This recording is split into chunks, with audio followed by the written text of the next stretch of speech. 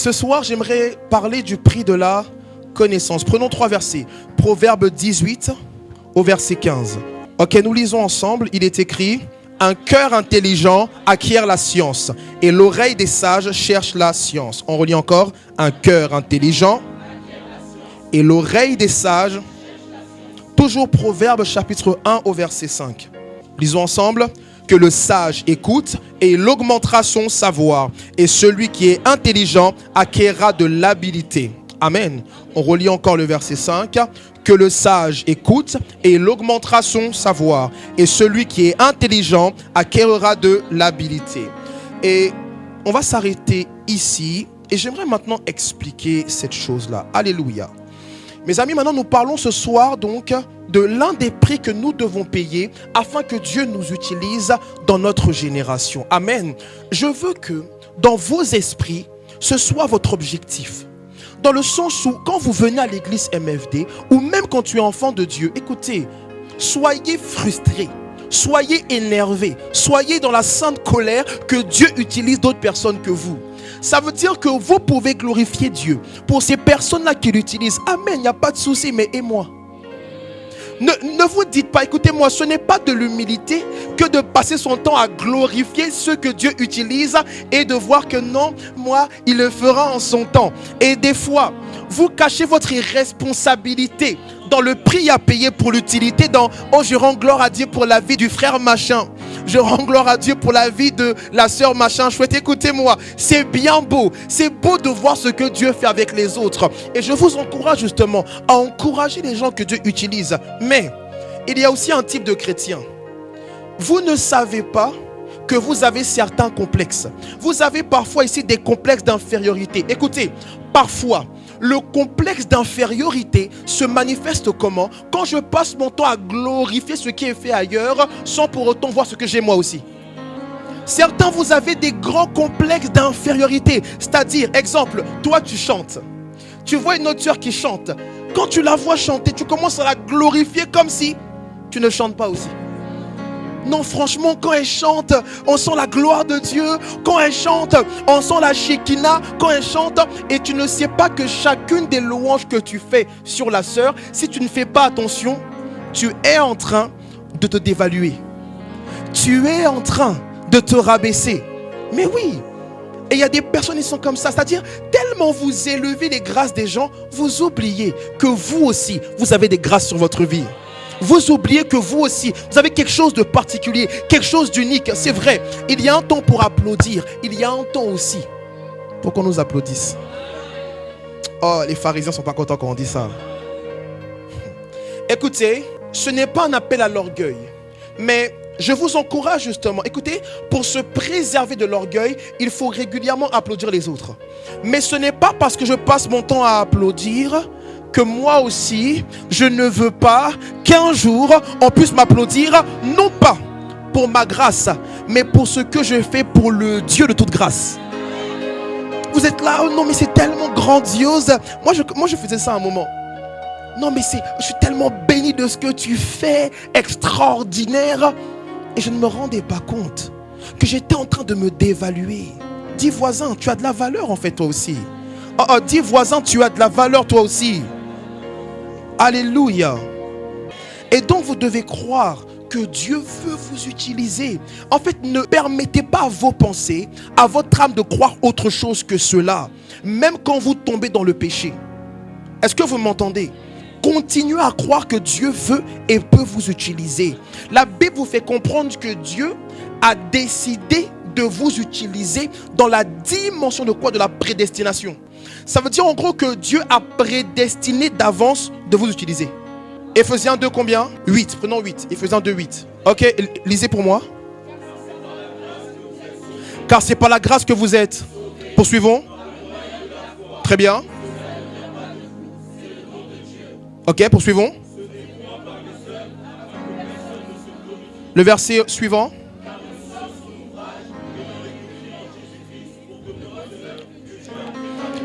Car nous sommes son ayant été. Donc ça veut dire que être en Christ sans être utilisé par Christ, ce n'est pas normal. Mais la Bible dit ici que nous avons été créés pour pratiquer de bonnes œuvres préparées d'avance. Ça veut dire que dans la pensée, dans le kairos de Dieu, t'utiliser est dans son agenda. Et lorsque vous ne croyez plus que Dieu peut et veut vous utiliser, c'est comme si vous êtes de ceux qui essayent quelque part de dire à Dieu, non, tu t'es trompé dans ce que tu désires faire. Vous devez accepter, écoutez-moi, vous devez vous persuader de ça. Des fois, je parle avec ma femme. On est tellement choqués de voir que certains faux pasteurs, faux prophètes sont déterminés dans leur ministère.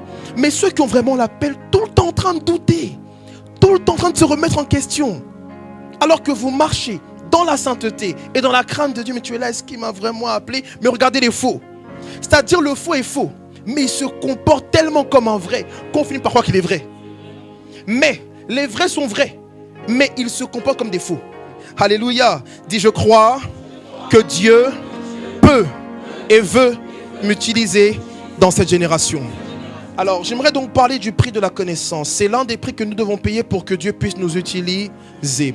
Alors, j'aimerais le définir tout de suite. Je peux le faire? Pour ceux qui vont noter, c'est très important. Alors, le prix de la connaissance est tout simplement ce que je fais pour acquérir du savoir, de l'intelligence et donc de la connaissance sur mon appel ainsi que sur le couloir de mon appel. Écoutez. Donc je vous dis que le prix de la connaissance, c'est ce que moi je fais pour acquérir du savoir, de l'intelligence et de la connaissance sur quoi? Sur mon appel, mais aussi sur le couloir de mon appel. J'aimerais vous dire, il est vrai que tous ici vous avez l'appel sur votre vie, mais j'aimerais rajouter une pensée. L'appel ne suffit pas. En gros, l'appel ne suffit pas pour aller vers son accomplissement. Il y a des personnes, vous pensez que avoir l'appel est une fin en soi. Il y a de nombreuses personnes qui ont reçu l'appel, mais qui n'ont jamais répondu à leur appel. Ou alors, ces personnes-là vont dire oui à l'appel, mais l'appel n'est jamais allé vers quoi? Son accomplissement. Donc, beaucoup de personnes pensent que connaître leur appel est suffisant. Ok, moi j'ai l'appel. Je sais que Dieu veut faire X ou Y, ou encore, Dieu m'a appelé à le servir. Mais écoutez, nous avons vu dans Ésaïe chapitre 6 au verset 8, Dieu dit, qui enverrai-je? Et on a vu que le niveau de qui enverrai-je, c'est pour tout le monde. Ça veut dire que le qui enverrai-je vous concerne tous. Mais écoutez-moi, ce n'est pas parce que tout le monde entend le qui enverrai-je que tout le monde est envoyé. Ce n'est pas parce que tout le monde entend le qui enverrai-je que forcément tout le monde réussit à vivre le qui enverrai-je. Il dit ensuite qui marchera pour nous. Écoutez, le qui marchera pour nous, c'est la connaissance du qui enverrai-je. Je reprends doucement. Le qui enverrai-je, c'est l'appel général. Alléluia. Mais quand il dit qui marchera pour nous, souvenez-vous, j'ai eu à dire que lorsqu'il dit qui marchera pour nous, il n'a pas dit qu'il va courir pour nous. Il n'a pas dit qu'il va s'envoler pour nous. Il n'a pas dit qu'il va rouler une voiture pour nous. Il dit qui marchera pour nous. Le qui marchera, c'est la connaissance liée à l'appel que Dieu m'a donné. Parce que le qui marchera, c'est ce que Dieu me demande de faire pour bien répondre à mon appel. Donc, même si vous avez l'appel, il vous faut la connaissance de l'appel et du couloir. Est-ce qu'on me comprend? Écoutez, j'ai mis ici que le prix de la connaissance peut être aussi appelé le prix de la formation ou de l'information. Le prix de la connaissance peut être aussi appelé le prix de la formation ou de l'information. En gros, c'est comment je me forme et comment je m'informe sur le chemin de mon appel. Écoutez, vous ne pouvez pas seulement savoir que Dieu vous appelle à un appel prophétique. Pourquoi? Que savez-vous réellement du prophétique? Ça veut dire que pour certains, vous ne vivez pas d'accélération divine dans votre appel parce que vous ne savez exactement rien de votre appel. Non, moi je sais que Dieu m'appelle à être pasteur. Et alors? Quel type de pasteur? Quel couloir pastoral? C'est quoi être pasteur? Et vous ne savez pas ces choses-là, mais vous avez des frustrations d'appel. Et de nombreuses frustrations que vous avez sont des frustrations charnelles. Mes amis, écoutez, il n'est pas nécessaire que ton pasteur te dise « Ok, maintenant commence à prêcher ». Non, c'est-à-dire lorsque je sais que j'ai l'appel, je m'informe sur mon appel. Il y a des boxeurs, des sportifs qui n'ont pas attendu que le gouvernement les appelle pour commencer. Mais chez les chrétiens, parfois, malheureusement, on dirait on devient bête. Et c'est parfois déplorable. Peu importe l'appel que vous avez sur votre vie, il vous faut la connaissance de l'appel. Est-ce qu'on me comprend? Donc je reprends, le prix de la connaissance, c'est ce que je fais pour acquérir du savoir, de l'intelligence et de la connaissance sur mon appel, ainsi que sur mon couloir d'appel. Alors, prenons maintenant deux versets. Prenons 1 Corinthiens 4,15 et Luc 2, 41 à 52. Ok, on lit ensemble. Car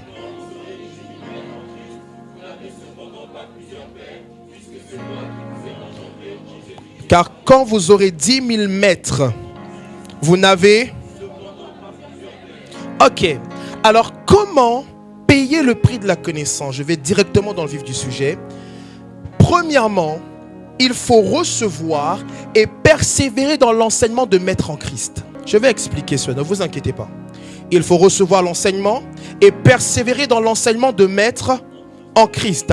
Je veux dire quoi par là? Vous m'écoutez? Lisons encore le verset, donc le verset 15. Il est dit quoi? Car quand vous aurez 10 000 maîtres en Christ, vous n'avez cependant... Ok, très bien, on s'arrête ici. Lisons un deuxième verset, Luc chapitre 2, du verset 41 au verset 52. Ok, la Bible dit, les parents de Jésus allaient chaque année à Jérusalem à la fête de Pâques. Lorsqu'il fut âgé de 12 ans, ils y montèrent selon la coutume de la fête. Puis, quand les jours furent écoulés et qu'ils s'en retournèrent, l'enfant resta à Jérusalem. C'est très important. Il resta à... Son père et sa mère ne s'en aperçurent pas. Croyant qu'il était avec leurs compagnons de voyage, ils firent une journée de chemin et le cherchèrent parmi leurs parents et leurs connaissances. Mais, ne l'ayant pas trouvé, ils retournèrent à Jérusalem pour le chercher. Au bout de 3 jours, ils le trouvèrent où ça? Dans le temple, assis au milieu des docteurs, les écoutant et les interrogeant. Alors voici. Donc premièrement, comment payer le prix de la connaissance? Il faut recevoir et persévérer dans l'enseignement de maître en Christ. Je veux dire quoi par là? Votre appel est un appel divin et spirituel. De ce fait, il vous faut des enseignements spirituels, ou du moins à la fois des enseignements spirituels, mais aussi des enseignants spirituels. Et quand on parle d'enseignants spirituels, on parle de maître en Christ. Alors quelqu'un me dira, est-ce que pour répondre à mon appel et accomplir mon couloir, il me faut seulement des maîtres en Christ? Ma réponse est non. Mais je dis que la fondation pour recevoir la connaissance nécessaire, c'est avoir des maîtres en Christ. Quand on parle de maîtres en Christ, on parle de quoi? Éphésiens chapitre 4 verset 11. La Bible parle de qui? Des apôtres, des prophètes, de qui? Des évangélistes, des pasteurs et des docteurs. Eh bien, ces 5 ministères-là, ces personnes sont ce qu'on appelle des maîtres en Christ. Ceux qui sont des maîtres en Christ, ce sont des personnes que Dieu va choisir et va donner à son église, afin que ces personnes-là vous enseignent la parole de Dieu. Écoutez, Paul le dit, ne soyez pas nombreux à enseigner la parole de Dieu. Pourquoi? Parce que tout le monde n'a pas reçu le mandat ou le manteau de maître en Christ. Mes amis, mes frères, mes sœurs, il y a un type d'homme, un type de femme que Dieu vous a donné pour vous enseigner. Et ce que vous devez comprendre, c'est quoi? C'est que les maîtres en Christ sont nécessaires pour votre appel. Pourquoi? Parce que votre appel, même s'il se manifeste dans le monde physique, il commence dans le monde spirituel. La force d'un appel n'est pas d'abord ce qu'on fait physiquement, ou du moins la solidité d'un appel n'est pas d'abord tout ce que je fais physiquement, mais c'est ce que je fais spirituellement parlant. Votre appel a besoin de commencer avec les principes de Dieu. Votre appel a besoin d'être dirigé par les principes de Dieu. Mais connaissez-vous Dieu? Connaissez-vous Dieu? Il y a des personnes qui pensent connaître Dieu parce que lorsqu'elles lisent la Bible, elles ont des rémas. Avoir des rémas n'est pas un appel à enseigner. Et c'est pourquoi des fois lorsque nous voyons des frères venir témoigner, tu sens qu'ils ont envie. Ouais, tu sens qu'ils ont envie de gâter le coin ici. Si on leur donne ne serait-ce que 1 minute 30 de plus, ils vont nous tuer pour tuer. Et le problème, c'est quoi? C'est qu'il y a des personnes qui ont l'impression que parce qu'elles savent bien manier les mots, parce qu'elles savent bien marier les mots, parce qu'elles savent bien dire oui, Jésus en vérité, il était l'œuvre de la croix et après il est mort à la croix. Les personnes pensent que enseigner la parole de Dieu, c'est bien jouer avec les Écritures. Lorsque la Bible nous fait il fait de nous des dons pour vous enseigner. La Bible nous fait comprendre que nous sommes les révélateurs de quoi? Des mystères de Dieu. Mais Dieu nous a fait les révélateurs de ces mystères parce qu'il a mis sur nous une onction particulière pour révéler son cœur. Écoutez-moi, il est facile de prêcher. Non, dis voisin, il est facile de prêcher. T'as peur de quoi? T'as peur de quoi? Dis, t'as peur de quoi? Dis à l'autre personne, il est facile d'enseigner la parole. Oh, dis encore, il est facile de prêcher. Il est facile d'enseigner. Mais voici une autre chose. Il n'est pas facile de prêcher le cœur de Dieu. Il n'est pas facile d'enseigner le cœur de Dieu.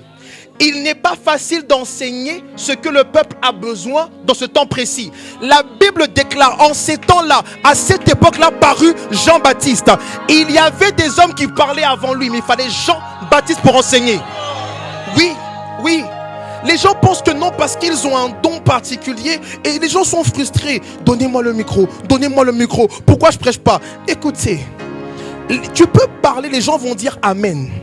Ils vont dire oh Amen. Mais lorsque nous recevons le manteau pour enseigner, notre prédication ne tient pas compte des Amen. Nous prêchons pour les cœurs. Et un Amen ne révèle pas toujours un cœur touché. Et donc nous recevons l'onction afin de toucher ton cœur, afin de guérir ton cœur. Mais les gens pensent que non, enseigner c'est facile. Écoutez, il ne suffit pas de lire la parole pour enseigner. Celui qui reçoit le manteau pour enseigner, écoutez-moi, des fois, nous pouvons ne pas lire. Et Dieu nous communique son cœur. Tu connais le cœur de Dieu? Beaucoup de personnes veulent enseigner la parole de Dieu en prêchant leur cœur. Vous devez sortir de ça. Vous devez sortir de ça. Arrêtez ça. Ne faites pas ça. Mes amis. Et on va faire comme ça pendant 1 heure. Et puis la seule chose que la parole va procurer entre, c'est quoi? De la culpabilité. Mais lorsqu'une personne est ointe pour enseigner, elle peut toucher ton péché, mais te révéler ce qui est nécessaire pour en sortir. Et ce n'est pas donné à tout le monde.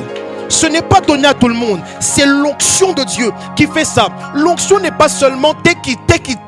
L'onction est ce que Dieu donne à un homme pour agir comme un antibiotique dans ta vie. Et beaucoup ne comprennent pas ça. Tu as l'appel et après. Et après. Donc les maîtres en Christ, j'ai mis ici que ils doivent vous enseigner les principes spirituels autour de l'appel. Comment répondre à l'appel? Pourquoi est-ce que Dieu appelle? Les différents types d'appels. Oui, car il y a différents types d'appels. Alléluia. Et j'ai mis que même si votre appel s'exerce en dehors des 4 murs, vous avez besoin de recevoir ces clés. Car tout appel divin a besoin de principes divins. Est-ce qu'on me comprend?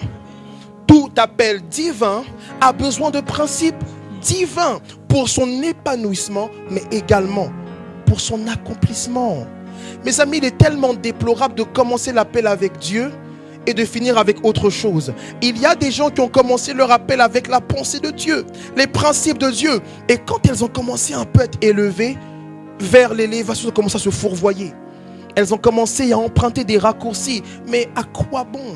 L'objectif, écoutez-moi, l'objectif de répondre à l'appel, c'est de bien répondre, mais de bien finir la course. C'est ça en fait. Mais dans nos esprits, dans vos esprits, la plupart du temps, vous êtes pressés pour répondre, mais non pas pressés pour aller jusqu'au bout dans la manière dont vous avez répondu. C'est pourquoi j'ai eu à dire que l'appel, ou du moins payer le prix, c'est toute une vie.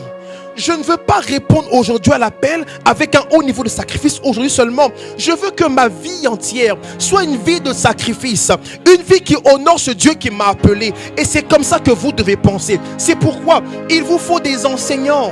Il vous faut des maîtres en Christ. Mais tellement d'enfants de Dieu, à cause de l'orgueil, n'ont jamais répondu à leur appel.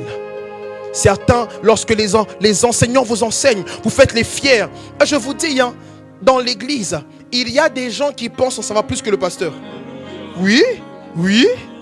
Il y a des gens qui estiment savoir plus que le pasteur. Mes amis, diriger une église semble facile de l'extérieur. Avoir des messages précis pour guérir les cœurs semble facile de l'extérieur. Et c'est pourquoi j'ai eu à dire, j'ai une pensée qui est montée dans mon cœur. Vous savez, j'étais chez moi et Dieu a commencé à me parler. Je ne sais pas si je vous ai partagé cela.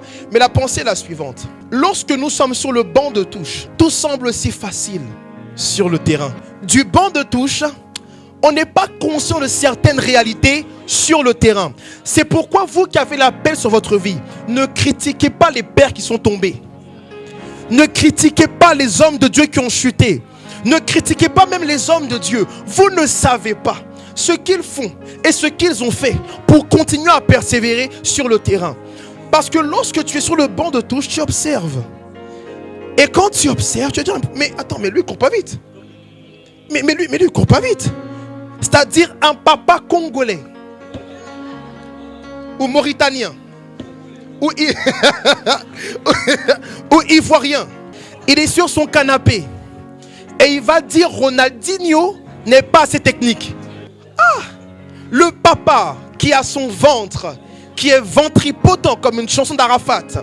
Mais c'est ce père qui dit que non, Cristiano Ronaldo manque de vitesse.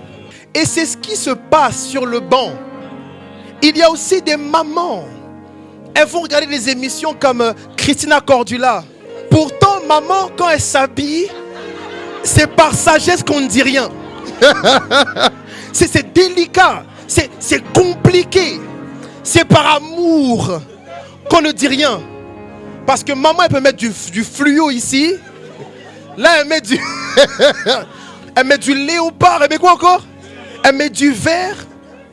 Et tout ce qu'on peut dire, c'est maman, tu sens bon, hein? Mais maman, lorsqu'elle regarde Christina Cordula, elle dit à Christina est bête. Comment elle peut dire à la dame de s'habiller comme ça? Et c'est comme ça beaucoup de personnes. Vous êtes sur le banc de touche et vous estimez pouvoir mieux faire que Cristiano, que Christina Cordula, que qui encore? Que votre pasteur. Les amis, les maîtres en Christ sont un don pour votre vie. Et vous devez les considérer sur le chemin de votre appel. Alors, j'ai mis que votre pasteur est un maître en Christ. Votre pasteur est votre maître en Christ. Paul dit, quand il dit que vous pouvez avoir 10 000 maîtres en Christ, il parle du fait que plusieurs à l'époque avaient le mandat, avaient le manteau pour enseigner les Écritures. Amen. Mais il fait référence ici à la notion du père spirituel. Il n'est pas contre le maître en Christ, mais il fait comprendre que même s'il y a plusieurs personnes qui vous enseignent, attention, souvenez-vous de qui est votre père spirituel. Mais moi là, je m'arrête simplement au maître en Christ. Quand vous appartenez à une église, votre pasteur est votre maître en Christ. Mais une question se posera. Pasteur, est-ce que je dois seulement écouter mon pasteur qui est mon maître en Christ? Je dirais que non. Alléluia. Parce que peu importe son onction, votre pasteur ne sait pas tout. La Bible dit que peu importe qui nous sommes, nous connaissons en partie. Est-ce qu'on me comprend? Peu importe l'enseignement de votre pasteur, même si quand il enseigne, tu es touché, tu es ravagé et tout, ce n'est pas le meilleur pasteur. Et votre pasteur peut avoir une connaissance du moins élevée sur certains sujets. Mais il n'a peut-être pas la connaissance élevée sur tous les sujets. Néanmoins, le problème de beaucoup dans cette génération, c'est que lorsque vous allez écouter d'autres pasteurs, vous ne diluez même pas. Ça veut dire que tous les enseignements extérieurs que vous écoutez, vous les acceptez. Écoutez-moi, lorsque vous appartenez à une église locale, puisque oui, on appartient à une église locale quand on est membre. Quand j'appartiens à une église locale, écoutez-moi attentivement. Lorsque je veux diluer un enseignement, je dois voir ce que mon maître en Christ a enseigné. Mais il y a tellement d'enfants de Dieu, vous êtes des infidèles face à vos maîtres en Christ. Ça veut dire que ici, on va t'enseigner certaines choses précises par rapport à la doctrine. Lorsqu'un autre maître en Christ va enseigner le contraire, tu vas accepter. Et tu vas accepter parce que ça vient satisfaire tes passions, tes voluptés. Et c'est comme ça beaucoup. C'est comme ça que beaucoup ont fait quoi? Ils vous ont abusé. Écoutez-moi, sur les réseaux sociaux, il y a toujours de nouvelles doctrines. C'est pourquoi un chrétien prudent doit avoir une église locale. Est-ce que vous m'entendez? Il ne doit pas être normal pour vous. Vous écoutez tous les enseignants de la terre. Moi, par exemple, j'écoute, c'est vrai, mon père spirituel. Mais il y a des maîtres en Christ précis que j'écoute. En dehors de, je ne sors pas. Parce que je fais attention à ce que mes oreilles écoutent. Je fais attention aux doctrines qui essaient d'entrer dans ma vie. Parce que votre vie chrétienne est le résultat de votre système de pensée.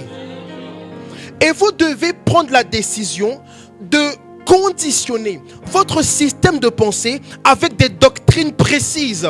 Mais toi, sur la doctrine du mariage, tu crois 1000 choses à la fois. Je crois à la destinée, j'y crois plus. Je crois à l'âme sœur, j'y crois plus. Je crois là-bas, je crois que mon mari peut me chicoter. Tu crois tout à la fois. Quelle est donc ta doctrine réellement? C'est quoi ta doctrine sur le parler en langue? C'est quoi ta doctrine sur quoi? Sur la guérison divine? Mais certains chrétiens, vous appartenez à l'église MFD et par exemple, vous croyez que non, pour guérir les malades, il faille je ne sais pas quoi, que le malade puisse jeûner. On enseignait ça. On a dit ça ici. Ça veut dire que pour conditionner ou pour construire mon système de pensée en Christ, c'est par rapport à mon premier maître en Christ. J'appartiens à une église locale, alors je reçois l'enseignement de mon maître en Christ. Et quand je reçois autre chose, je compare. Je ne bois pas directement. Est-ce que vous comprenez? Mais il y a aussi autre chose. J'ai mis ici que pour votre appel et votre destinée, ce ne sont pas seulement les maîtres en Christ. J'ai mis ce que vous pouvez et devez suivre des maîtres dans le monde en fonction de votre couloir. Peut-être la finance, peut-être l'immobilier ou encore le journalisme. Alléluia. Ça veut dire que quand vous avez réussi à destiner votre couloir, il y a forcément des maîtres dans le monde qui ont réussi.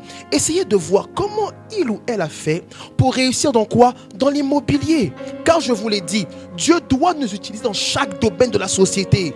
Et je dois recevoir les enseignements de mon maître en Christ, mais aussi et surtout dans l'immobilier, qui quelque part peut vous influencer. De qui pouvez-vous recevoir la connaissance? C'est important. C'est-à-dire tu as un couloir, mais tu ne sais exactement rien de ton couloir. Ou il y a encore d'autres personnes. Vous pensez que non, pour avoir de la connaissance dans votre couloir, il faut seulement prier. Continuez, continuez. Non, je prie Ramazuria, Bekelebro, Soria, immobilier, Rana, Rebos, immobilier, immobilier. Pendant que tu fais immobilier, ton voisin a déjà un diplôme. Immobilier. Immobilier. Comment elle me donne un prix comme ça? Ça c'est MFD. Alléluia. Écoutez, ce qui me fait mal par rapport à cette notion-là, le monde le fait. Vous allez voir que dans le monde, lorsqu'ils veulent exceller dans un couloir, ils se forment. Ils vont commencer à suivre des personnes, ils vont regarder comment ils font. Et c'est à cause de cette dimension-là que les coachs ont commencé à voir le jour. Nous avons des coachs de partout. Mais écoutez, le monde a compris qu'effectivement, pour devenir, il faut suivre quelqu'un qui est. Pour devenir, il faut savoir suivre une personne qui est déjà ce à quoi j'aspire devenir. Et ce n'est pas parce que je suis une personne du monde que je vais être dans le monde. Réfléchissez un peu.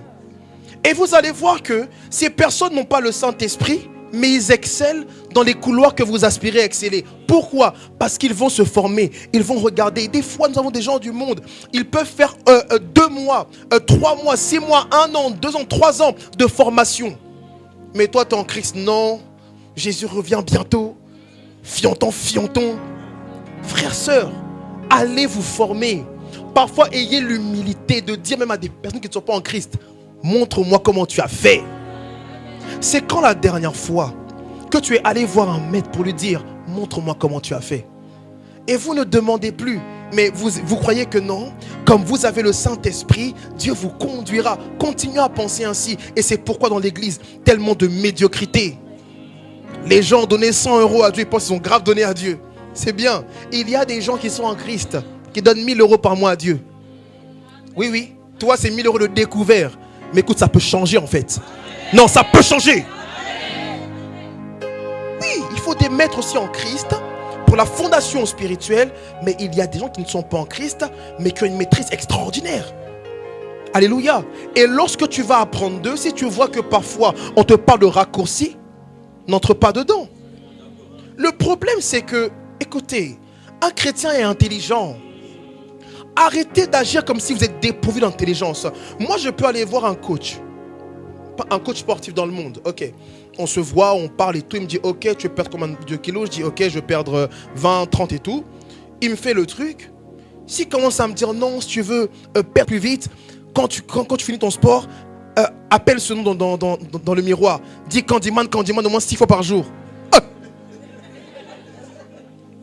Mais écoutez, lorsqu'il me dit cela, suis-je obligé de le faire? Alors pourquoi êtes-vous des chrétiens si insécures? Pourquoi avez-vous constamment peur? Vous savez, je sens dans mon esprit, je vois des appels glorieux, je vois des appels redoutables. Mais ce qui me fait mal, vos appels parfois ne vont pas s'accomplir parce que vous ne payez pas le prix de la connaissance. Allez demander, allez faire des formations et en même temps criez à Dieu, priez, parlez en langue et gardez vos principes dans ces lieux de formation. C'est comme ça que nous avons des églises médiocres, des églises où les câbles sont par terre. Regardez ça. Même ventilo là, des caméras qui coûtent même pas cher. Jusqu'à quand? Jusqu'à quand? Non, on vient, on reçoit la parole et on rentre, on est satisfait du style de vie qu'on mène. Mais écoutez, vous ne sentez pas en vous qu'il y a autre chose? Ça ne vous arrive pas de sentir que la place que j'ai là, c'est pas ma place? Ou du moins, c'est pas effectivement le trône que Dieu a pour moi, ou du moins la position précise que Dieu a pour mon appel. Il n'y a jamais une chose en vous qui vous titille et qui vous dit que je suis peut-être comme ça aujourd'hui. Mais je sens que c'est pas le tout de ma vie en fait. Ça ne vous arrive pas ça? Pensez ainsi. Et payez le prix pour être. Alléluia. Acclamons Dieu déjà pour ça.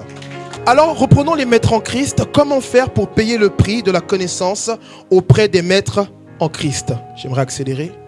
Amen. Premièrement, être présent aux enseignements du maître en Christ. Vous ne pouvez pas dire que vous avez un maître en Christ, mais lorsqu'il enseigne, vous n'êtes pas là. C'est faux. Parce que ce n'est pas vous qui devez dire que vous êtes disciple du maître, mais c'est le maître qui doit reconnaître et témoigner de votre disciple-là quand vous venez apprendre de lui. Alléluia. Vous devez être présent aux enseignements du maître en Christ. Deuxièmement, vous devez prendre des notes de l'enseignement du maître en Christ. Écoutez, MFD, il faut changer. Certains, vous ne prenez jamais de notes et ça révèle tellement de choses sur vous. C'est-à-dire, vous venez à l'église, soit dans les notes, soit dans les cahiers, vous ne notez exactement rien. Écoutez, lorsque vous ne notez pas, ceci révèle parfois que vous n'avez pas de vie de méditation.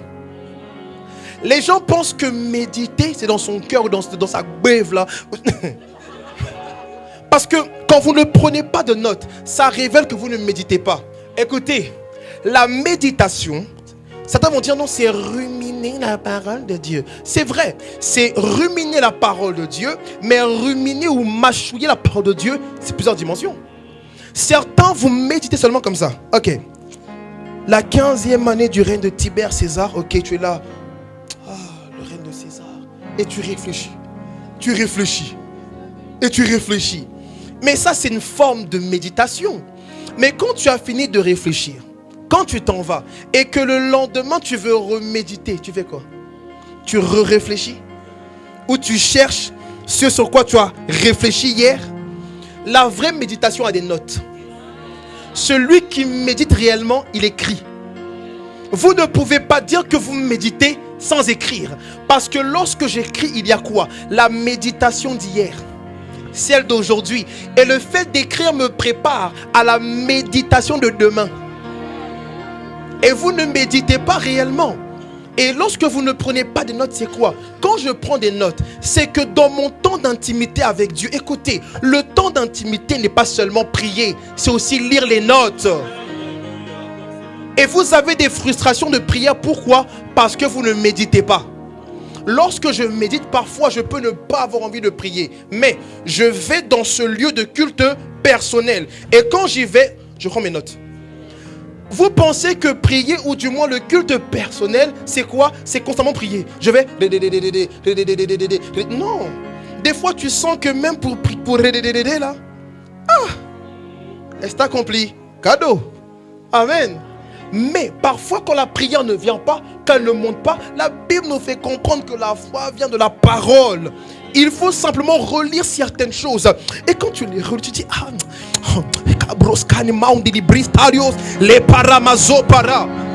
tu dis que ok, le pasteur a dit que Dieu veut m'utiliser, il peut m'utiliser. Et que je ne dois pas tenir compte de ce que je pense, mais tenir compte de ce qu'il a dit. Ok, Seigneur, je crois, malgré mes péchés, que tu peux et veux m'utiliser. Aide-moi, Seigneur, à ne plus accepter ce que je crois, à ne plus accepter ce que je pense. Et tu es là, Karamazo Paraba. Mais ta prière a été inspirée par tes notes. Mais beaucoup, vous ne notez jamais. Vous êtes là, vous me regardez comme ça. Quand on prêche, vous ne retenez jamais le 100%. C'est impossible. On a la preuve, des fois on dit qui était là, même certains ne veulent pas dire. Au cas où on leur dise qui veut venir ici, ou qui nous fait un retour, commence à dire genre crise d'angoisse. Alléluia. Dis mon frère, tu prends des notes toi? Est-ce que tu prends des notes toi? Prendre des notes révèle aussi la considération que j'ai pour l'enseignant. Il y a des gens, vous prenez des notes seulement qu'on invite des pasteurs. Bande de traites que vous êtes. C'est-à-dire votre pasteur lui l'enseigne. Genre c'est habituel quoi.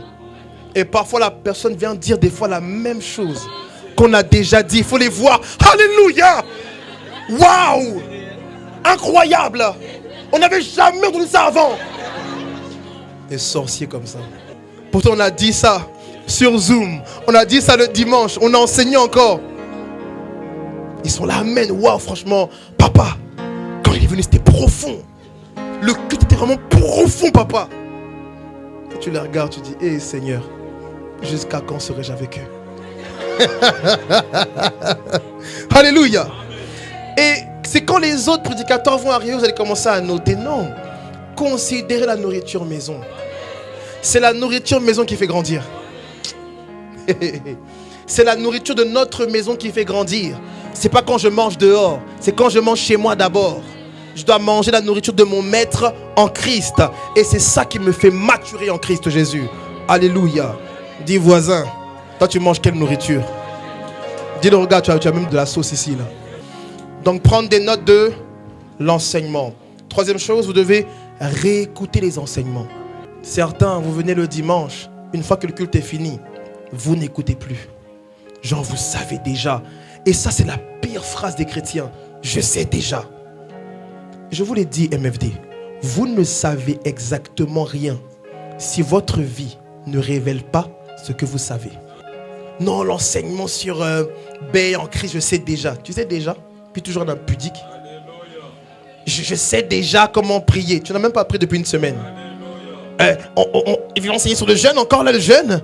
Tu ne jeûnes même pas régulièrement. Ton plus long temps de jeûne, c'est un jour.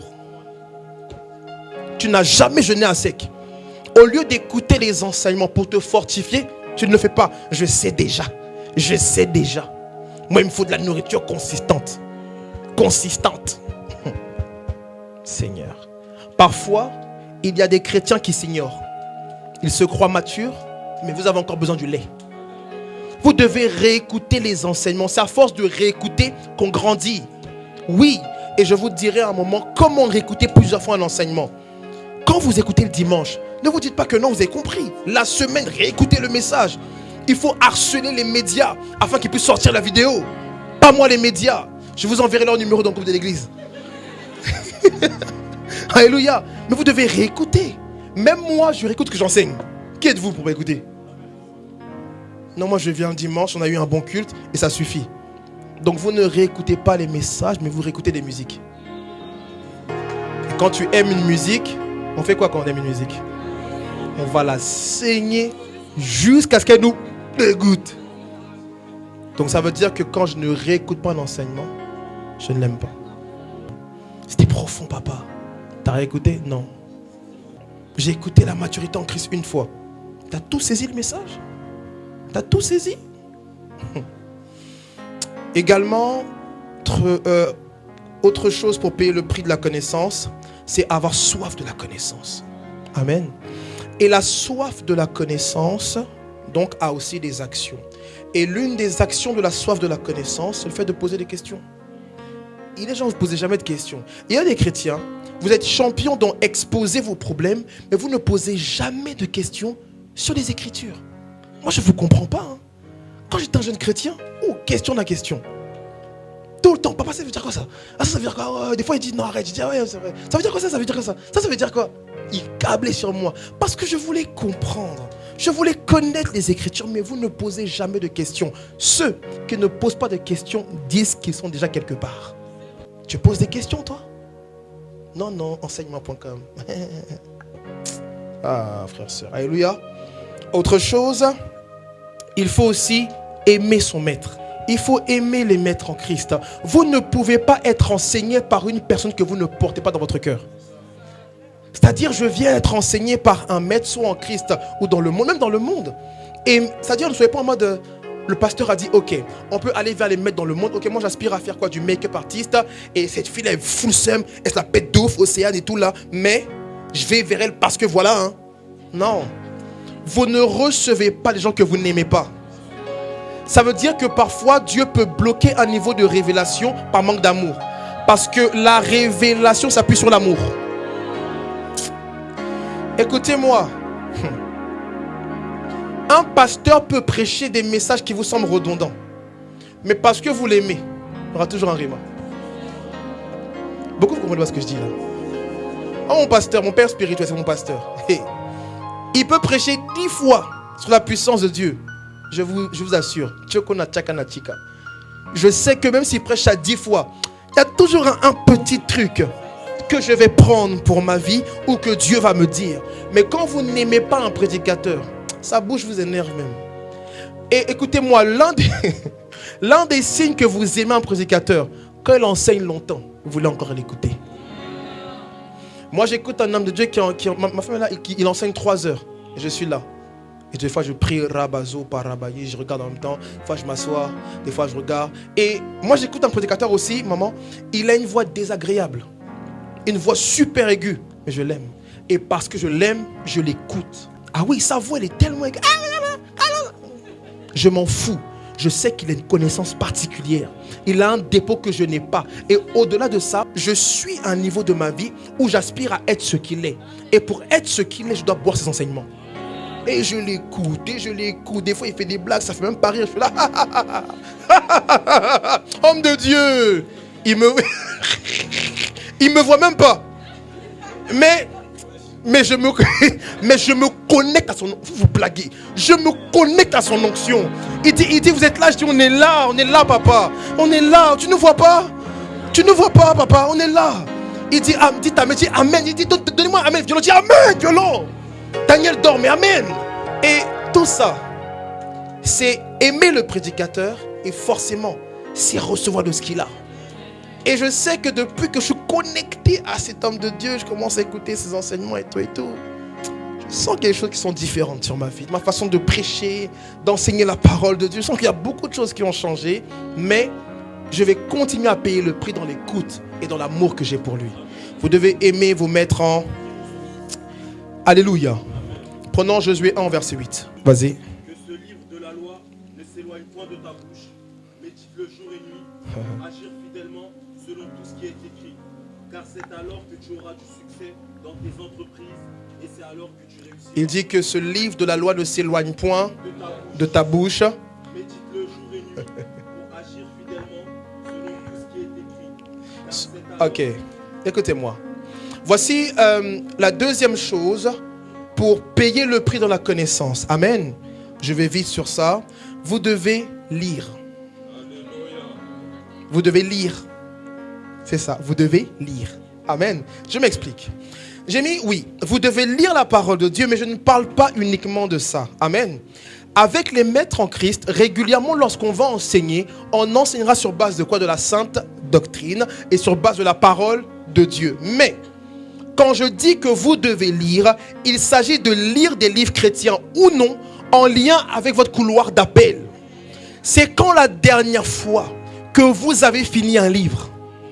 C'est quand la dernière fois que vous avez lu un autre livre que la Bible? C'est quand la dernière fois que vous avez fait des veillées de lecture? Les gens sont champions dans veillées de prière. Veillées de quoi encore? Je regarde des prédications toute la nuit. Mais c'est quand la dernière fois où tu as fait des veillées de lecture? Mes amis, dans les livres, il y a des richesses qui sont accessibles.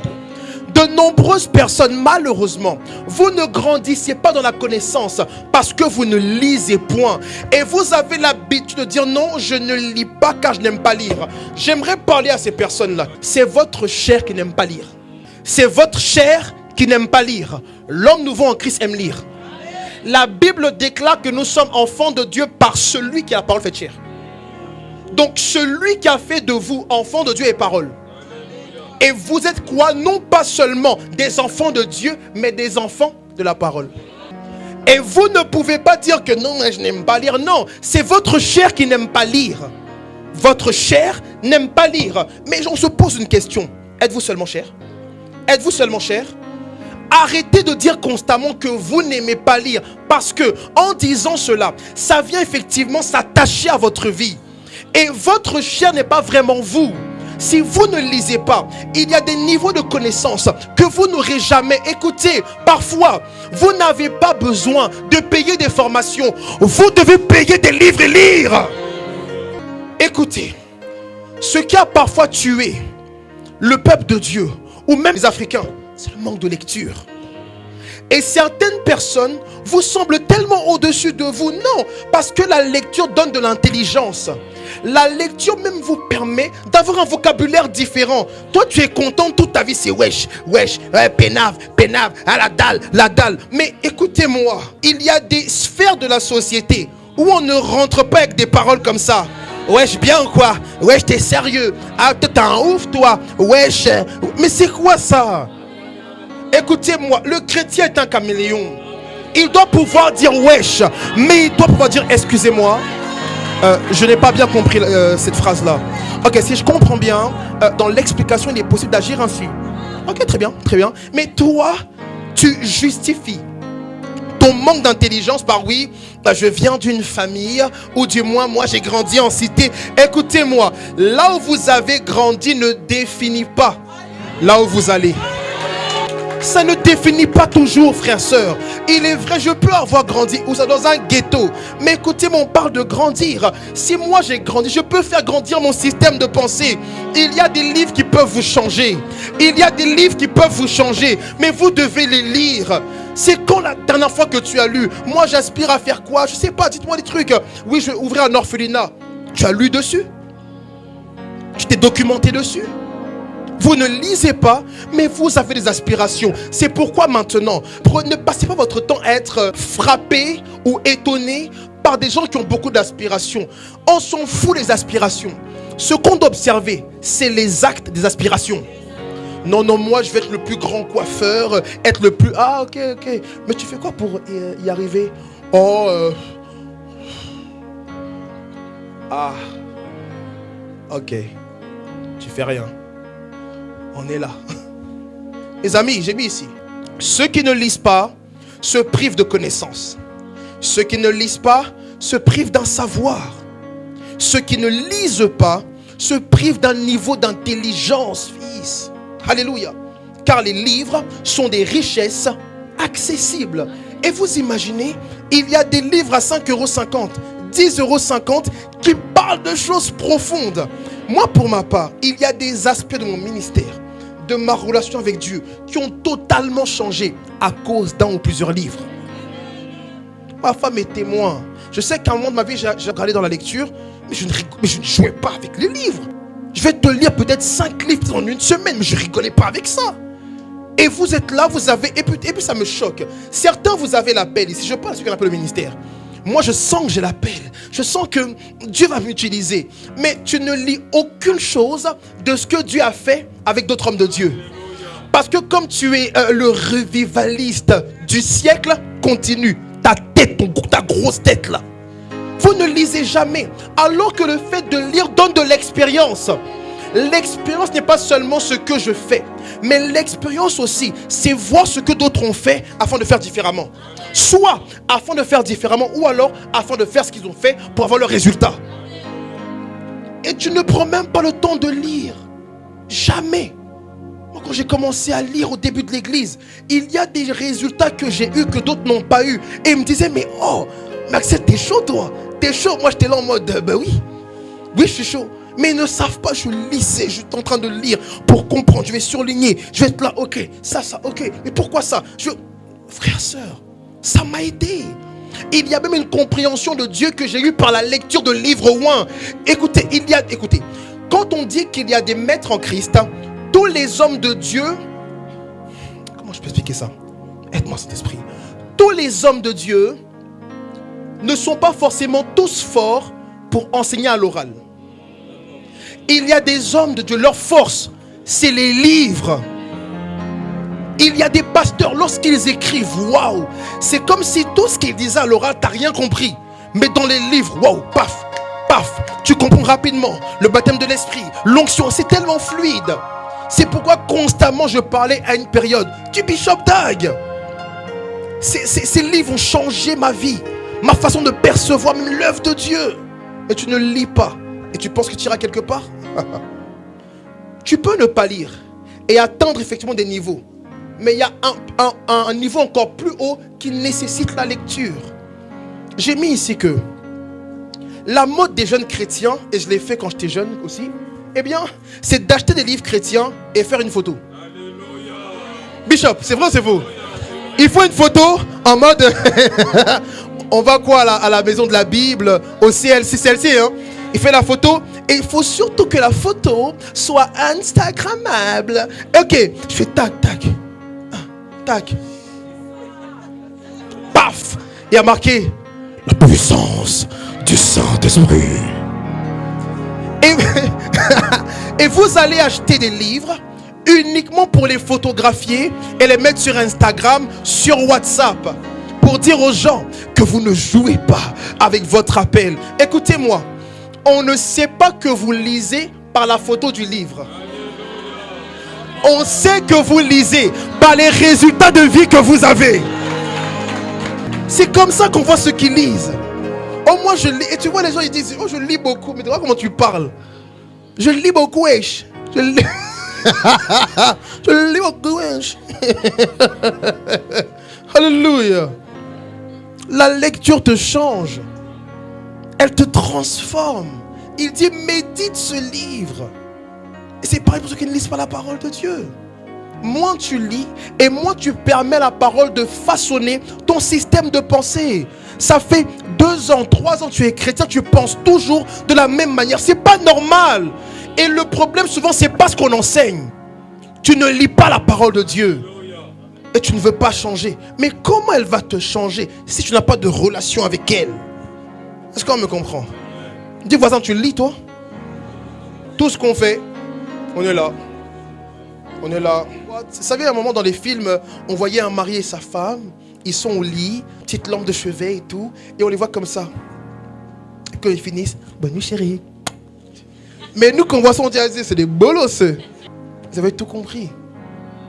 Tu es au lit avec ta femme est lit. Comment être une bonne femme pour son mari?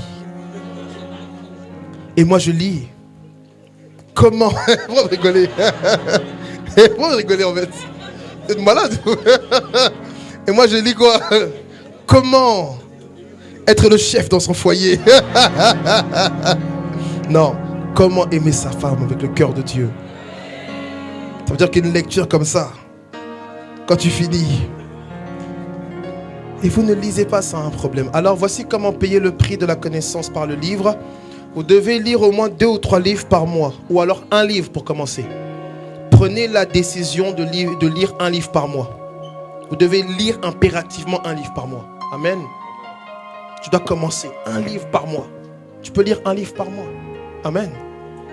J'ai mis aussi que pour payer le prix de la connaissance en lisant des livres, il y a aussi demander à des lecteurs expérimentés des livres ou des auteurs qu'ils pourraient vous conseiller. Alléluia. Mais également, j'ai déjà dit, Ne dites pas que vous n'aimez pas lire. Votre chair n'aime pas lire, mais votre esprit, lui, aime lire. Faites-vous violence ou du moins, faites-vous violence pour lire. Sinon, vous resterez au même niveau de connaissance toute votre vie. Ça veut dire que la maturité dans la connaissance vient dans la lecture aussi. Non, mais toute ma vie, j'ai été comme ça. Il faut lire. Tais-toi et lis un peu. Alléluia. Amen. Mais vous pouvez aussi lire des articles sur Internet. Il y a ma fille Karine qui nous fait des articles des fois et tout. Karine, envoie-nous ça, on va lire. On va te confronter si tu dis des bêtises là-bas. Amen. Mais lisez des articles, des blogs et tout. Et aimez la lecture. Et je ne suis pas en train de vous dire seulement de lire des livres chrétiens. Lisez un peu de tout pour votre culture même générale. Amen. Écoutez, être chrétien ne veut pas dire arrêter de grandir en intelligence.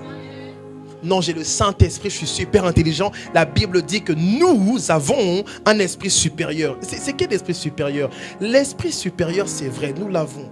Mais ça n'empêche pas d'avoir de la connaissance dans chaque domaine. Amen. Vous savez, ce qui parfois bloque les appels, c'est qu'on arrête d'apprendre. Moi, je prends mon exemple. Je sais que c'est une chose en fait, je m'en veux jusqu'à aujourd'hui, mais je sais que je finirai par le faire par la grâce de Dieu. Exemple, moi, votre pasteur, vous savez que je chante. Mais je n'ai jamais appris à chanter. Mais je n'ai jamais aussi pris le temps de me perfectionner dans le chant. Mais je sais qu'il y a des notes que je pourrais atteindre. Il y a une meilleure, capacité vocale que je pourrais avoir. Mais ce n'est pas seulement par la prière ou le jeûne. C'est-à-dire que tout ce que je fais aujourd'hui dans la chanson, c'est par la grâce de Dieu. Mais si je mets la technique et la grâce, c'est ce qu'il faut faire. Et je sais qu'à chaque fois, je me suis dit, non, quand j'aurai le temps, arrêtez d'avoir des excuses. Arrêtons. Et il y a aussi une autre frustration que j'ai. Je ne sais pas jouer au piano. J'irai même plus loin. Je vous fais une confidence, c'est bon? Vas-y, joue ma fille. Ce qu'elle joue, c'est des notes, n'est-ce pas? Il y a quoi? Il y a Do. Il y a quoi encore? Dites-vous, je ne connais aucune des notes. Vous saviez ça? En fait, dites-vous que votre pasteur il chante par la grâce de Dieu. C'est que la grâce de Dieu. Mais c'est pas bon. Parce qu'il y a des domaines. Si demain je dois faire un concert ou un spectacle, on dit, homme de Dieu, tu joues en quelle note? Je veux dire, je joue en la note rose. Je joue en rose. En rose octave.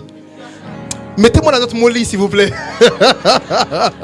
Donc c'est vrai que le temps, j'ai un peu plus appris ces choses-là. Mais il faut prendre, parce que, vous comprenez, si vous ne payez pas le prix pour votre appel, une question se pose. Qui va le faire pour vous? Moi, je veux être une woman on fire, une servante de Dieu qui aide les enfants, qui aide les femmes. Mais tu n'apprends pas. Où est-ce que tu apprends? Où est-ce que tu apprends?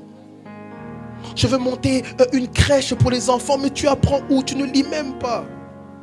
Arrêtez d'avoir des rêves. Il est temps qu'on puisse les vivre maintenant, n'est-ce pas? Et nous sommes là, ceux qui étudient beaucoup, ce sont des nerds, oui. Mais écoutez, nous, si on veut des nerds, oui. On veut prendre le temps d'étudier, d'études. Dans le monde, ils peuvent faire 7 ans d'études, 10 ans d'études. Et puis on se plaint, oui, non, ils gagnent trop, 10 000 euros. Mais attends, tu n'étais pas là quand ils ont payé le prix.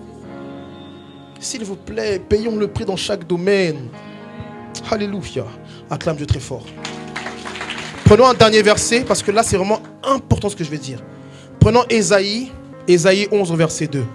Là, je ne pense pas que je pourrais tout dire sur ce dernier point. Donc, on a vu effectivement les maîtres en Christ, n'est-ce pas? Payer le prix avec les maîtres. Payer le prix dans la lecture, vous devez lire. Et là, j'aimerais dire que vous devez aussi demander au Saint-Esprit de se révéler à vous comme l'esprit de sagesse et d'intelligence. Et ça, franchement, il me faut vraiment vos oreilles parce que c'est pas non plus facile à expliquer. Amen. Ésaïe combien? Puis un rameau sortira du tronc d'Isaïe et un rejeton naîtra de ses racines. L'esprit de l'Éternel reposera sur lui, esprit de sagesse, d'intelligence, de conseil et de force, esprit de connaissance et de crainte de l'Éternel. Ici, on nous parle de Jésus. On nous parle effectivement de ce moment où Jésus devait être manifesté. C'est une prophétie donc du prophète Ésaïe. Alléluia. Et il nous explique un peu par quelle famille, par quelle postérité, eh bien, Jésus allait paraître. Mais écoutez-moi, le troisième point pour payer le prix pour la connaissance, c'est le suivant. Demandez au Saint-Esprit de se révéler à vous comme l'esprit de sagesse et d'intelligence. Ici, au verset 2, il est dit, l'Esprit de l'Éternel reposera sur lui. Esprit de, ensemble, esprit de et d'intelligence, esprit de et de force, esprit de connaissance et de crainte de. Ici, écoutez-moi s'il vous plaît. Ici, on nous parle des 7 esprits de Dieu. Il faut me suivre, il faut comprendre ce que j'enseigne. Ici, on nous parle des 7 esprits de Dieu. Mais, ça ne veut pas dire que le Saint-Esprit est 7. On me suit? Là, on nous parle des 7 esprits de Dieu, mais ça ne veut pas dire que le Saint-Esprit est 7 personnes. Ici, il est question de quoi? Il est question de 7 manifestations, de 7 facettes du Saint-Esprit de Dieu. Vous comprenez? La Bible dit, l'Esprit, donc le Saint-Esprit de l'Éternel reposera sur lui. Et on nous dit, voici les différentes manifestations du Saint-Esprit qui reposera sur Jésus. Et on nous parle maintenant des 7 esprits, des 7 manifestations que Jésus manifestera parce que l'Esprit sera sur lui. Et dans ces différentes manifestations du Saint-Esprit, on retrouve quoi? L'Esprit de l'Éternel, c'est l'Esprit de la domination, c'est l'Esprit de la seigneurie de Dieu, amen. On nous parle ensuite de quoi? De l'Esprit de sagesse et d'intelligence. Si vous regardez bien, parfois il y a des familles, ou du moins il y a des groupes qui sont ensemble. Regardez, donc on a d'abord l'Esprit de l'Éternel qui reposera. Ok, donc là l'Esprit de l'Éternel, ça fait 1. Ensuite on a l'Esprit de sagesse et d'intelligence. Quand on a le « et », c'est que la sagesse et l'intelligence dans l'Esprit de Dieu vont ensemble. Ensuite, on a l'Esprit de conseil et de force. Il n'y a pas la force de l'Esprit sans le conseil de l'Esprit. Ensuite, nous avons quoi? L'Esprit de connaissance et de crainte de l'Éternel. Et l'Esprit de connaissance n'a rien à voir avec ce qu'on enseigne ce soir. L'Esprit de connaissance n'est pas l'Esprit de savoir des choses. La Bible dit l'Esprit de connaissance et de crainte de l'Éternel. Donc en gros on parle de l'Esprit de la connaissance de l'Éternel. Mais ce qui nous intéresse nous, c'est l'Esprit de quoi? L'Esprit de sagesse et d'intelligence. Est-ce qu'on me comprend? Donc ce n'est pas cet esprit, mais c'est des manifestations de l'Esprit de Dieu. C'est clair pour tout le monde? Vous avez compris? Donc ne soyez plus embrouillés avec la notion de cet esprit de Dieu. Il n'y a pas cet esprit de Dieu, mais cette manifestation. Est-ce qu'on me comprend? Prenons un verset dans Proverbe 8, 12, 16. Souffrez encore avec moi 5 minutes s'il vous plaît. On lit ensemble. Moi, la sagesse, j'ai pour demeure le discernement. Et je possède la science de la réflexion. On reprend. Moi, la sagesse, j'ai pour demeure et je possède. Poursuivons. La crainte de l'Éternel, c'est la haine du mal. L'arrogance et l'orgueil, la voix du mal et la bouche perverse. Voilà ce que je hais. Ok, verset 14. Le conseil et le succès m'appartiennent. Je suis l'intelligence, la force est à moi. Écoutez, le verset 15 m'intéresse grandement. On y va, il dit, par moi. Ok, stop. Il dit par moi. Moi qui? Moi qui? La sagesse. Il dit par moi les rois. Poursuivons, il dit quoi ensuite? Et les princes ordonnent ce qui est juste. Donc je vous dis que pour payer le prix de la connaissance, eh bien, vous avez besoin de demander aussi au Saint-Esprit de se révéler dans votre vie comme l'esprit d'intelligence et de sagesse. Alors je commence avec l'esprit de sagesse. Écoutez-moi. Quand le Saint-Esprit se révèle à nous comme l'esprit de sagesse, il vient nous dire comment faire les choses. En fait, l'esprit de sagesse, c'est ce qui vous aide à prendre des décisions. Est-ce que vous comprenez? En fait, il dit quoi? Au verset 15, il dit par... Les règnes règnent. Il dit par moi, les rois règnent. C'est bizarre. En fait, la sagesse dit que les rois ont besoin de sa sagesse pour prendre des décisions dans leur règne pour le peuple. Donc l'esprit de sagesse vous donne la capacité de prendre des bonnes décisions dans votre appel. Ça veut dire que ce qui peut tuer votre appel, ce sont quoi? Les mauvaises décisions. Souvenez-vous, le jeune prophète et le vieux prophète. Ah oui, la Bible a dit expressement, ou du moins quand il a reçu la parole de l'Éternel, il lui a dit, quand tu vas faire ce que tu as à faire et retourne-toi. Mais il est parti écouter la voix du vieux prophète. Et parce qu'il croyait que cet homme-là parlait de la part de Dieu, quand il a accepté de faire ce que le vieux prophète lui a dit, il est mort. Il est mort avant son temps. Donc sur le chemin de votre appel, vous avez besoin de l'esprit de sagesse.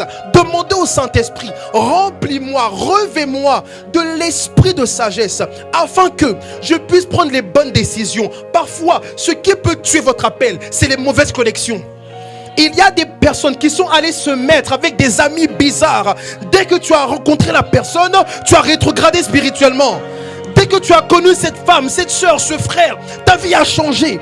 Ta vie a commencé à être bizarre. Mais à contrario, lorsque l'esprit de sagesse dirige tes pas, il dirige tes décisions, tu peux te connecter aux bonnes personnes. Et tu accélères Tu as comme une accélération divine qui commence à se manifester dans ta vie. Mais quand tu n'as pas l'esprit de sagesse, tu avances sur base d'essence. Je sens, je le fais. Je sens, je ne le fais pas. Mais l'esprit de sagesse te dirige. Il t'aide à prendre les bonnes décisions. Et quand tu prends cette décision-là, tu as la paix du cœur. Il vous faut l'esprit de... J'ai mis, le tout n'est pas de répondre à l'appel ou de faire des choses pour Dieu. Le plus important est de faire comme Dieu veut. Et l'esprit de sagesse nous révèle comment faire les choses sur le chemin de l'appel. L'esprit de sagesse nous aide à prendre les bonnes décisions. Et la sagesse d'une personne révélée, ou du moins j'ai mis, la sagesse d'une personne est révélée par sa capacité à prendre de bonnes décisions.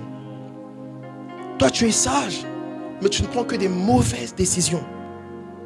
Est-ce qu'on me comprend? Prenons Colossiens 1, 9, 10.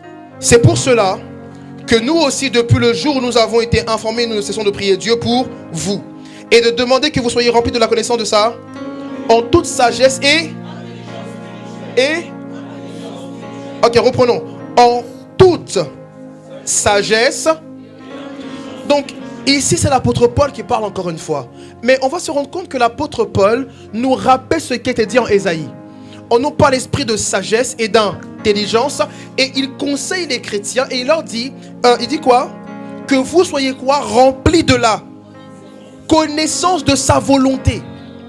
Ça veut dire que nous avons besoin de la connaissance de sa volonté pour notre appel. Mais il dit, en toute sagesse et intelligence spirituelle. Donc le prix de la connaissance doit avoir en lui la sagesse et l'intelligence spirituelle. Alors c'est quoi l'esprit d'intelligence? J'ai mis que l'esprit d'intelligence nous donne l'intelligence selon Dieu. Il nous permet de réfléchir et de comprendre par révélation. Je reprends. Il nous permet de réfléchir et de comprendre par révélation. Je donne un exemple. C'est par l'intelligence de l'esprit que Jésus a surpassé le diable dans le désert. Est-ce que vous comprenez? Lorsque le diable est venu parler à Jésus, le diable est venu parler à Jésus avec la parole de Dieu. Mais lorsque le diable s'est mis à parler à Jésus, le diable n'a pas l'esprit de Dieu. L'intelligence de l'esprit, c'est une révélation que Dieu, par son esprit, vous donne face à des situations, face effectivement soit à sa parole, mais c'est une révélation qui provient uniquement du cœur de Dieu. L'intelligence de l'esprit, c'est une intelligence qui ne vient pas de la chair ou du sang. Ça veut dire qu'aucune personne ne peut vous dire ce que vous savez si ce n'est l'intelligence de l'esprit, c'est-à-dire l'esprit de Dieu. Le diable vient et dit à Jésus, si tu es quoi? Si tu es fils de Dieu, change ces pierres en pain. Jésus dit quoi? Mais de toute parole qui, cette intelligence de l'esprit vient, du moins cette parole-là, ça veut dire que dans votre appel, vous avez aussi besoin de quoi? D'une intelligence précise pour savoir dans des situations précises ce que Dieu Dieu attend de vous. Parce que si vous n'avez pas l'intelligence de l'esprit, vous allez tout faire sur base de calcul. Alors que parfois, vos calculs ne sont pas sa volonté. L'intelligence de l'esprit, c'est la révélation de l'esprit par rapport à vos calculs.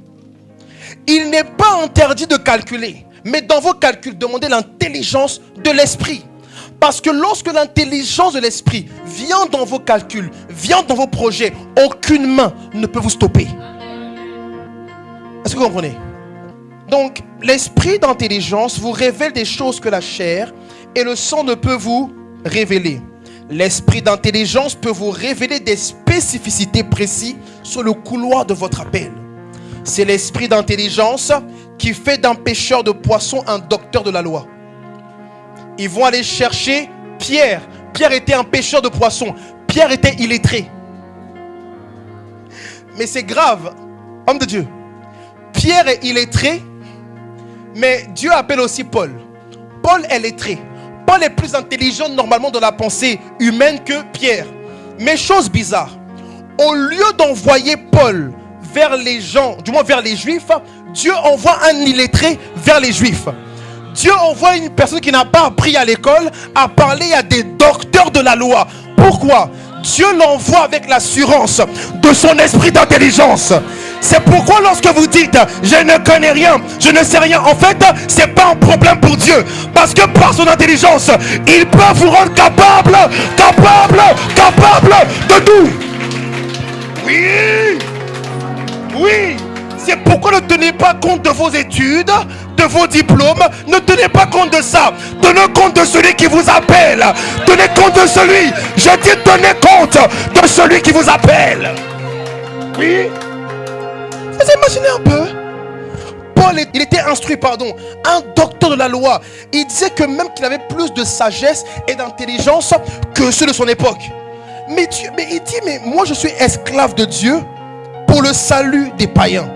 Mais Pierre a été fait, effectivement, apôtre pour le salut de ceux qui sont circoncis. Mais comment est-ce que Dieu peut choisir un homme qui ne sait pas lire? Mais Seigneur, c'est quoi ça? Pourquoi tu me choisis?